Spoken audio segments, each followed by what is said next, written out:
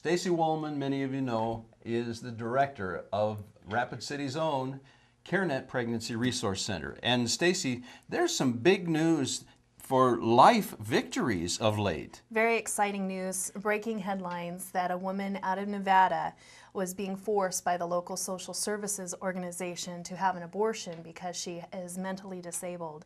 And the Supreme Court in Nevada has intervened, saying that the social services and the local county court cannot force her to have an abortion. Isn't it interesting as you take that decision and you back it up a little and examine it?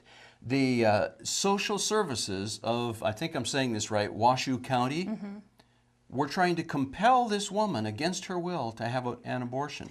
And her parents, who are guardians of this woman, were also against it. But social services, always looking out for the best interest of people, wanted to kill this little child. Well, in fact, the county service organization is family services, social services. And so in this situation, the woman's mentality, because of fetal alcohol syndrome, is she's about 6 years old mentally, but her guardians who keep good track, and help her make decisions legally, Yes.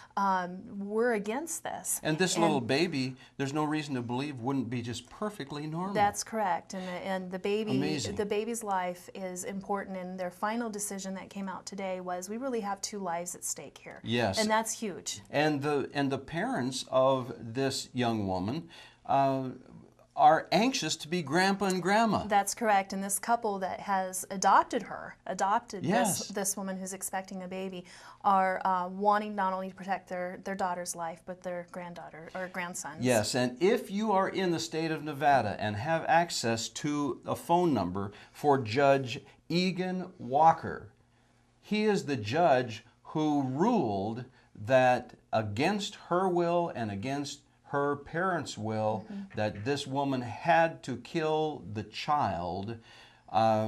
If you're in Nevada, or if you know how to reach Judge Egan Walker, call him, write him, and tell him he's a disgrace to the bench. He is absolutely an abomination.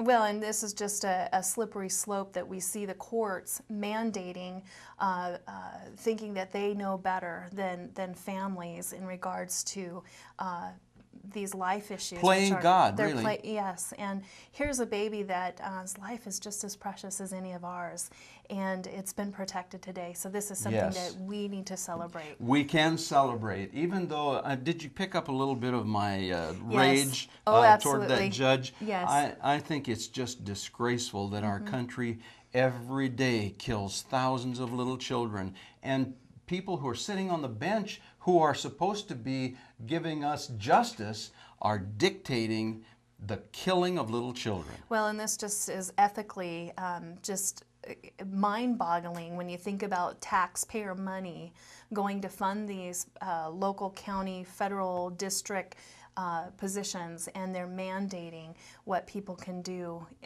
by killing the unborn. Thank God for the Supreme Court. Yes. And thank God for the Supreme Judge, Yes. who will one day look at Judge Egan Walker and judge him. That will be a day we'll all be there for. Yes, indeed. Yes. Stacy, any parting thoughts about this incredible victory for life? Well, I just think it's important. You might not think you can make a difference in your local community for life, but you can.